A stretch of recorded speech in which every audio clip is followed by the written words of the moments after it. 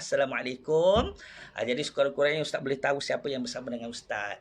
Okey.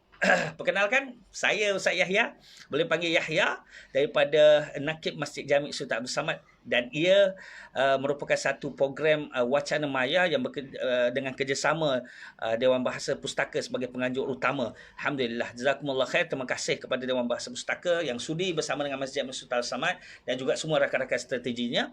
Dan taklah mencari alasan bahawa tak ada program sebab kita berada dalam tempoh PKP, tetapi sebenarnya kita boleh berprogram ataupun melaksanakan program-program bersesuaian dengan matlamat institusi tertentu. Ya, Alhamdulillah, terima kasih kepada semua rakan-rakan FB daripada Dewan Bahasa Pustaka ataupun siapa-siapa yang bersama dengan kita pada pagi ini.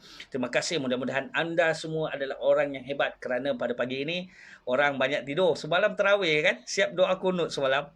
Panjang pula doa kunutnya. Tapi Alhamdulillah, kita masih ada 11 orang, 10 orang, beberapa orang yang berada dengan kita pada pagi ini adalah orang-orang yang subhanallah, orang-orang yang hebat. Jadi tolong tulis di ruangan komen yang ada.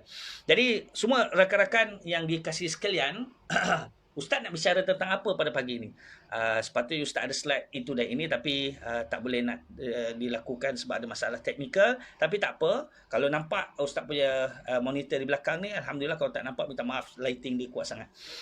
Baiklah, tajuk Ustaz pada pagi ini adalah berkenaan dengan makbulnya doa. Sekali lagi, makbulnya doa. Sekali lagi, makbulnya doa. Doa, orang tahu, doa ni adalah satu hajat, sebuah keinginan, sebuah permohonan daripada seorang hamba, seorang insan kepada penciptanya, kepada Allah Subhanahu Wa Taala. Dan makbul, apabila tajuknya makbulnya doa, penerimaan doa yang kita nak bercerita, kita tak nak cerita negatif. Kenapa tak terima, faktor tak terima dan sebagainya. Tak, okey, itu kita tinggal kat tepi. Tapi yang kita nak bicara adalah dalam tempoh 15 minit yang sekejap ini, makbulnya doa itu bagaimana? Itu nak ceritanya. Makbulnya doa itu bagaimana? Kenapa tak ada komen lagi ni? Takut pula Ustaz rasa. Ustaz rasa betul Ustaz berada di landasan yang betul Ihdinas siratal mustaqim, siratal ladzina an'amta alaihim ghairil maghdubi alaihim waladdallin. Amin. Dan mudah-mudahan jalan ini jalan yang lurus. Ustaz bicara nanti kan rupanya salah lagi. Jadi minta maaf dah. Okey, baiklah. Keep it short. Okey, apa nak diceritakan kepada saya dan juga semua, peringatan pada bulan Ramadan. Hari ini 16 Ramadan. Macam best tak? Best, Alhamdulillah. Kita bersama dengan keluarga, kita berada di rumah. Mungkin ada yang tak best, tak apalah. Ala kulli hal, best tak best itu terserah pada diri sendiri. Dan percayalah, apa yang Allah telah susunkan itu adalah terbaik untuk hambanya. Saudara, makbulnya doa adalah tajuk bicara kita pada pagi ini.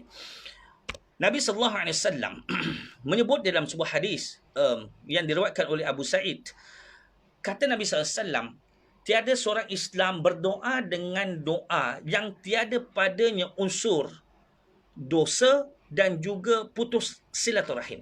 Sekali lagi, tiada seorang Islam yang berdoa dengan satu doa yang tak ada dosa padanya, tak ada putus silaturahim, kecuali Allah akan kurniakan kepadanya salah satu daripada 3 kelebihan ini. Yang pertama, disegerakan doanya. Kedua, ditangguhkan untuknya hari akhirat. Ketiga, dihilangkan daripadanya kejahatan seumpamanya. Maknanya 3 kelebihan apabila kita berdoa, Allah akan berikan. Sehingga kan para sahabat kata, kalau begitu kami akan memperbanyakkannya. Kata Nabi SAW, maka balasannya Allah akan lebih banyak berikan kepada hamba-Nya. Jadi saudara, rupanya berdoa ini juga merupakan satu amalan. Kita ingat salat, kita ingat Quran, kita kena banyak-banyak, bulan Ramadan lagi khusus ingat.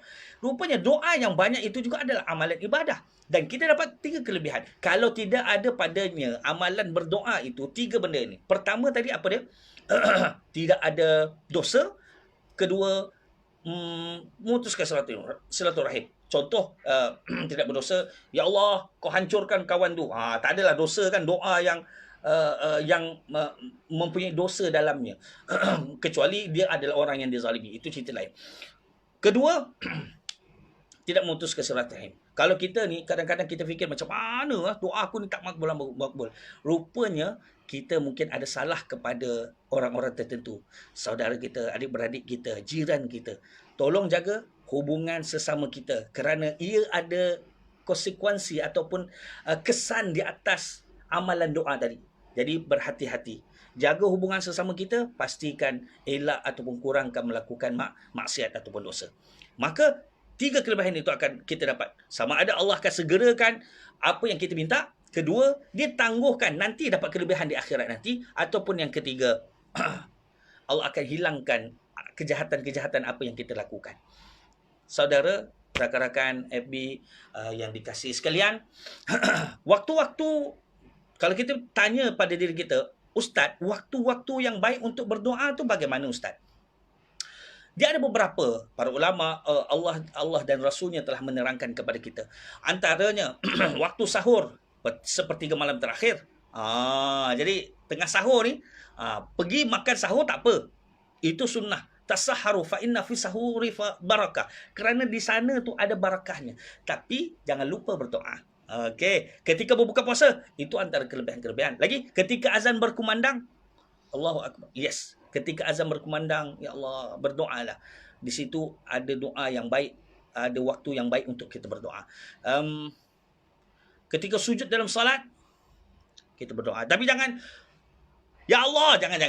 Tengah sujud tu jangan kuat-kuat. Dalam hati ya. Dalam hati. Dalam bahasa yang kita senang dan kita dekat dengan Allah Subhanahu Wa Taala. Ya Allah, ya Allah. Kita berdoa pada Allah. Kita mohon, kita minta pada Allah ketika dalam sujud. Itu adalah waktu yang baik untuk berdoa. Di hari Jumaat, semalam adalah paling baik mustajab ataupun baik untuk kita berdoa. Ketika hujan turun, tengok hujan, doa yang Nabi SAW ajar kepada saya dan juga semua, Allahumma sayyiban nafi'ah. Dan perbanyakkan doa ketika mana hujan turun. Dan banyak lagi pada hari Arafah, ketika perang, ketika minum air zam-zam, dan banyak lagi ya, banyak lagi. Ini adalah waktu-waktu yang baik untuk semua gunakan kesempatan apabila berada pada waktu-waktu tersebut untuk melakukan amalan berdoa.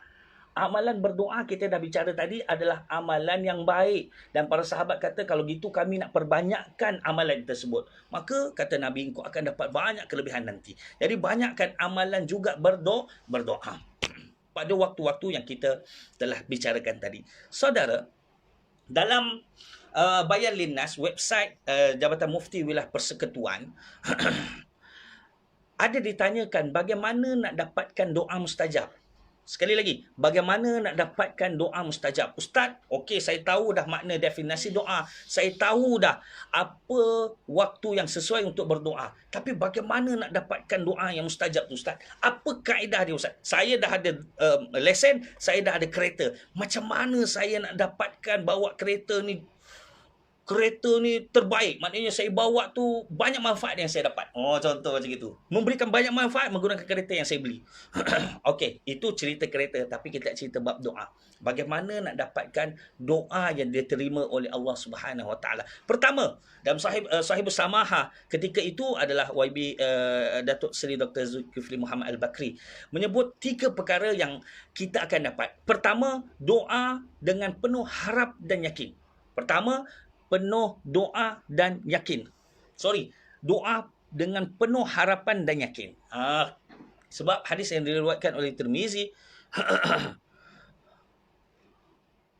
berdoalah kamu dan kamu berada mukinun, dalam keadaan bil ijabah. Kamu yakin kamu punya doa akan diterima oleh Allah Subhanahu Wa Taala. Jadi apabila kita berdoa, yakin bahawa Allah akan terima. Saya teringat pada kisah di radio, ada sahabat kita yang keluar, dia positif COVID-19 tapi dia keluar dan ada orang interview dia. Alhamdulillah, dia memberikan satu perkongsian yang baik. Dia kata, walaupun saya positif, saya duduk di dalam ward tersebut dalam tempoh yang agak lama. Apa yang saya buat? Saya berdoa, saya bersangka baik dengan Allah Ta'ala. Saya ingat lagi ucapan yang diberikan kepada rakyat Malaysia ketika itu. Dia kata, fikir baik, bersangka baik dengan Allah Subhanahu Wa Taala dan yakin Allah akan sembuhkan.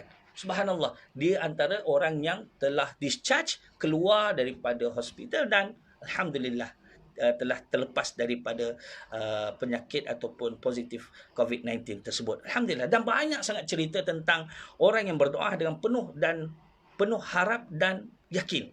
Itu yang pertama. Sebab dalam yang pertama ini, kata Nabi sallallahu alaihi kata Allah Subhanahu wa taala dalam surah Al-Anbiya, sesungguhnya orang-orang ataupun para nabi adalah orang yang sentiasa bersegera fil khairat, dalam kebaikan. Dan juga Allah Subhanahu wa taala memuji dan menceritakan kepada kita, mereka ni dahlah banyak melakukan kebaikan. Mereka juga berdoa kepada kami dalam keadaan penuh harap dan rasa takut. Penuh harap dan rasa takut. Ingat, penuh harap dan rasa takut. Itu para anbiya. Kita berdoa sambil tengok phone, berdoa sambil main, berdoa tak faham apa yang kita doa.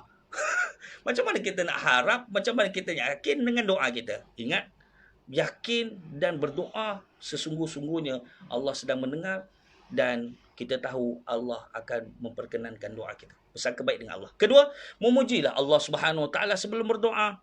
Pujilah Allah. Alhamdulillahi rabbil alamin. Alhamdulillah. Jangan, ya Allah tolong aku, ya Allah bagi aku makan, ya Allah aku tak ada duit. Tak apa, tapi kita cerita bagaimana kaedah ataupun adab nak dapatkan doa yang mustajab. Mulakan, ya Allah, Engkau Maha Pengasih, Engkau Maha Penyayang, Engkau Maha memperkenankan hajat-hajat hamba-Mu. Ya Allah, Engkau Maha Kaya, Kau berikan rezeki pada. Ya Allah, puji Allah Subhanahu wa taala dulu, barulah kamu berhajat ataupun kita berhajat dengan apa yang kita nak minta. Sebab kalau tengok, perhatikan pada surah Al-Fatihah. Surah Al-Fatihah, Allah Subhanahu wa taala, cuba tengok. Alhamdulillah rabbil alamin arrahmanir rahim maliki yaumiddin. Tiga ayat ini yang biasa kita baca setiap hari itu, Allah menjawab sebenarnya. Majjadani abdi, hammadani abdi, athna alayya abdi. Setiap itu kata Allah Subhanahu wa taala, hamba-Ku sedang memujiku, hamba-Ku sedang memujiku, hamba-Ku sedang memujiku. Barulah iyyaka na'budu wa iyyaka nasta'in. Hamba-Ku sedang meminta kepada-Ku. Aku akan memperkenankan apa yang dia minta. Nampak? Ada dua pembahagian pada surah Al-Fatihah. Dengan memuji Allah Subhanahu wa taala, barulah hajat. Iyyaka na'budu wa iyyaka nasta'in. Kepada Engkau kami sembah, kepada Engkau kami mohon pertolongan. Lepas tu ihdinas siratal mustaqim sampai akhirnya. Kedua, memuji Allah sebelum berdoa, dan akhir sekali istiqamah dalam berdoa. Ketiga, istiqamah, konsisten dalam berdoa. Janganlah kita baru beberapa bulan dah give up. Saya ingat ada seorang akak tu, subhanallah, dia 16 tahun berdoa. Mak dia, keluarga mentua dia di Johor memulaukan dia. Tak tahulah, akak ni subhanallah menangis je. Dia antara pelajar saya pada ketika itu. Dan dia cerita dengan saya, Ustaz, setiap hari selama 16 tahun, 15 tahun, saya bangun malam, saya minta pada Allah supaya Allah Subhanahu wa taala lembutkan hati mereka untuk menerima saya. 15 tahun tuan-tuan, terseksa akak ni. Sampaikan suami itu tak nak hati isteri itu terseksa, dibiarkan dulu di rumah di KL, pergi Johor dengan anak je, tinggalkan isteri. Takut isteri nanti kalau di rumah di pulau je, tak dilayan dan sebagainya. Jadi subhanallah, akhirnya tak diperkenankan oleh Allah Subhanahu wa taala dan mereka bercerai. Saya cerita dengan akak tu, Kak, bersabar, Allah akan berikan, cuma bersabar. Saudara, bukan senang untuk istiqamah dalam doa. Ketika mana kita mempersoalkan doa kita, kenapa Allah tak bagi? Kenapa Allah tak bagi? Kita sedang berputus asa pada rahmat dan kasih sayang Allah Subhanahu wa taala. Teruskan berdoa, kerana siapa, kata Nabi yang diriwayatkan oleh Tirmizi, siapa yang suka berdoa, siapa yang suka Allah terima doanya ketika dia dalam keadaan sukar dan payah, hendaklah dia memperbanyakkan doa pada masa dia senang, pada masa dia mewah, pada masa dia mempunyai segala-galanya. Okey? Baik. 3 perkara yang kita dah kongsikan bagaimana nak dapatkan doa yang mustajab. Rakan-rakan yang dirahmati Allah sekalian, 5 minit lagi, 5 minit.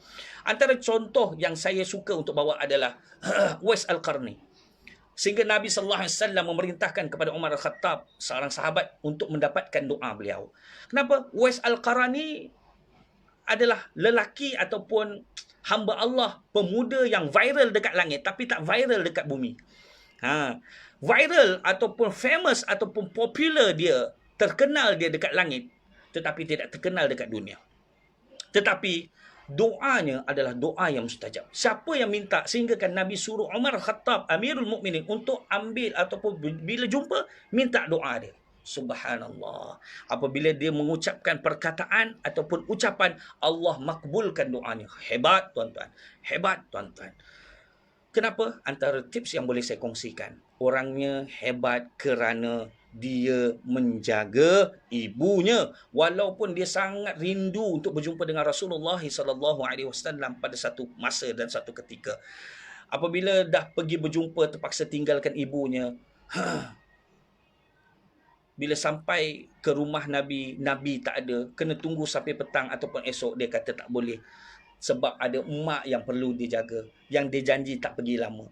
Terpaksa balik meninggalkan rindu dan cintanya kepada Nabi Muhammad sallallahu alaihi wasallam kerana cintanya juga kepada ibunya. Baliklah kawan tu dalam jarak yang begitu jauh.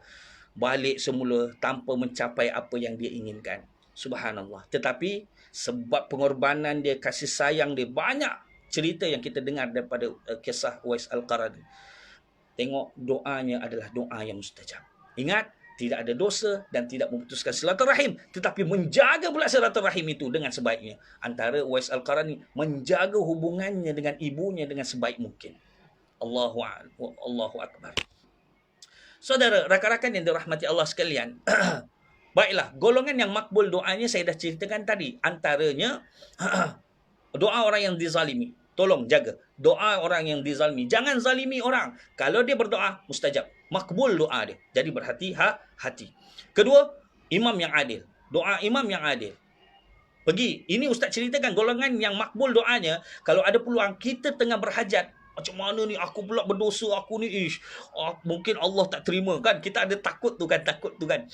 Pergi cari orang-orang yang Ustaz akan sebutkan ini.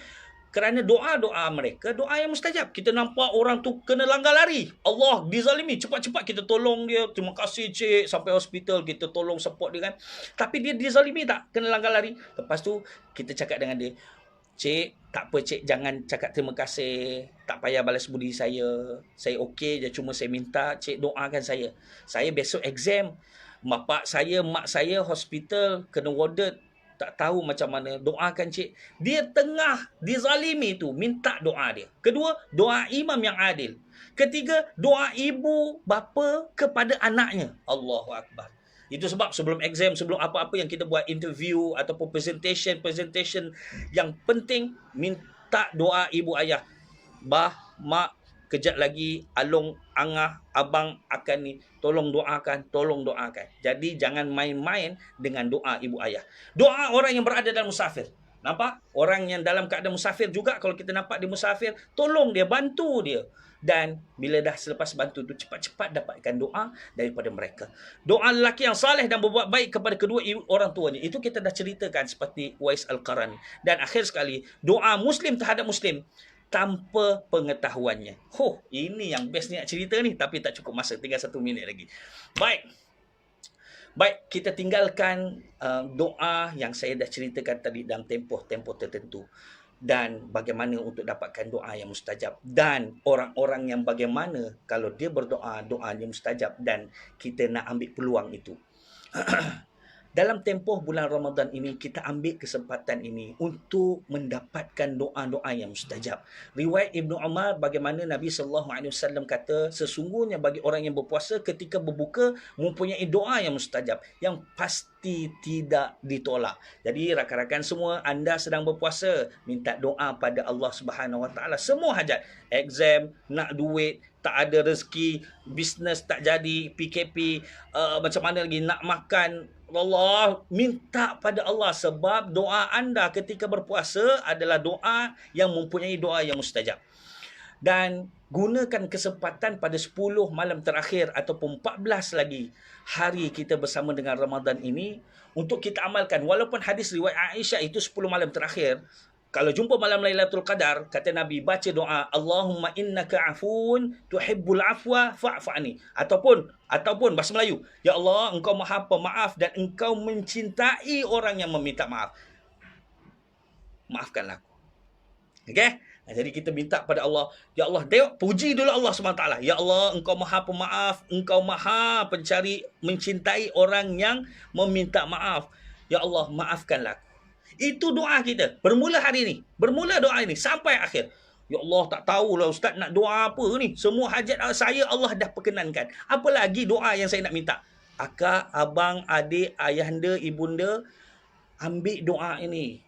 Ya Allah, Engkau Maha Pemaaf dan Engkau mencintai orang yang meminta maaf. Maafkanlah aku. Ya Allah, maafkanlah aku. Ya Allah, maafkanlah aku. Ataupun astaghfirullahalazim, astaghfirullahalazim, astaghfirullahalazim. Itu paling simple sekali. Tak, ialah tengah zikir, tengah masak, astaghfirullahalazim, astaghfirullah. Pagi, petang, malam, pagi, petang, malam. Banyakkan istighfar. Allah akan bantu anda. Allah akan perkenankan doa anda. Yang paling penting, kita nak pengampunan Allah Subhanahu wa taala. Jadi sekian saja daripada Ustaz.